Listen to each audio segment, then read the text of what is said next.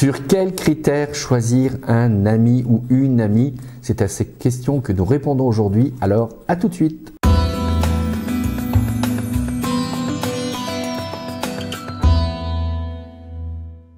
Axel me dit « Je ne veux plus voir les gens car j'en ai assez d'être déçu par le genre humain. » Camille me dit « Je vais me retirer dans la pampa, comme ça je ne manquerai à personne puisque personne ne prend de mes nouvelles. » Comme je l'ai dit hier, tout vient de la qualité de la relation, c'est-à-dire le lien que nous établissons ensemble.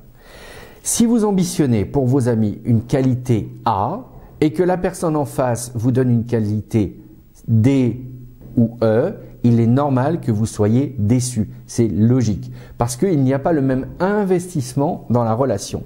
Et d'ailleurs, si ça arrive, il est même certain, sans vous jeter la pierre, je suis le premier souvent déçu d'une amitié, eh bien si vous êtes déçu, ça signifie qu'il y en a un des deux ou une des deux qui en fait beaucoup trop ou qui attend beaucoup trop de l'autre. Et là, quand vous êtes dans ce cas de figure, vous vous sentez sans cesse floué dans cette fameuse relation qui ne demande qu'à être épanouissante en réalité.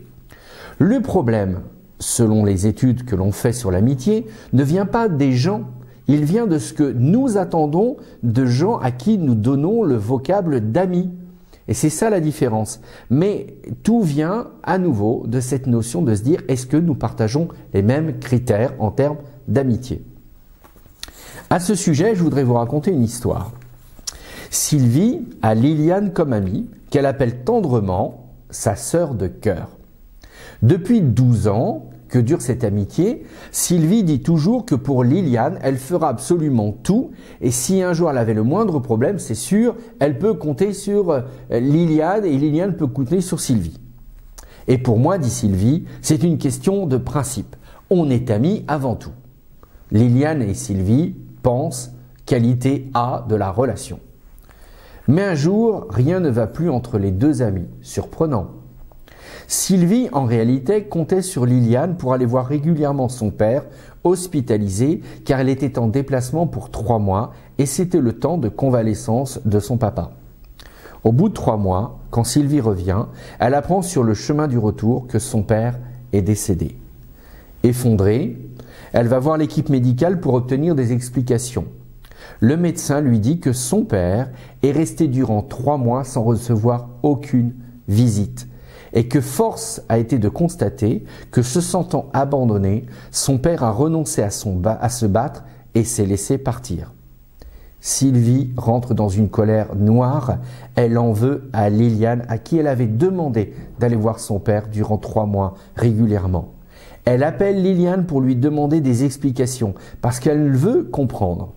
Et Liliane se contente de répondre qu'elle n'avait pas mesuré le risque et que de toute façon, depuis des années, Sylvie lui en demandait beaucoup trop au nom de leur amitié et que cela avait assez duré et qu'elle n'en pouvait plus.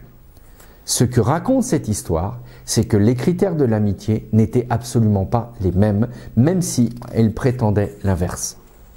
Fort de cette histoire, j'aimerais vous donner la liste des 10 critères qui ressortent de la grande majorité des études sur le sujet de l'amitié. Et ils vont être notés. Premier critère, la qualité de l'écoute. On attend que des amis s'écoutent réciproquement à la même qualité. Deuxième critère, la qualité des propos. On veut que ce qui est échangé soit de même qualité. Troisième critère, la qualité de la présence. On n'est pas là à regarder son smartphone ou s'occuper d'autre chose, on est véritablement dans une relation qui nécessite une présence de qualité.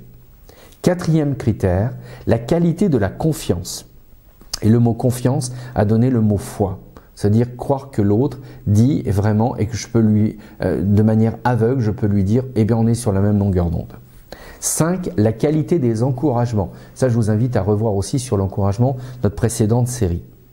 6. La qualité de l'engagement. 7. La qualité de son optimisme. Ce sont des gens qui croient en vous, des gens qui seront toujours là pour vous dire qu'après la tempête vient le soleil. 8. La qualité à ne pas vous juger. 9. La qualité de la fidélité. Et 10. La qualité de la loyauté. Il existe d'autres critères, c'est vrai, mais ces 10-là sont les plus cités et je sais qu'ils forment déjà, selon les analyses, une base solide pour nouer une relation. Et peu importe si cette personne devienne mon ami de toujours ou pas, ce sont les 10 critères qui sont mis en avant pour estimer que la qualité est d'égale valeur dans la relation. Et comme le dit le proverbe 17-17, un ami montre son affection en toutes circonstances et c'est possible à condition de partager les mêmes critères.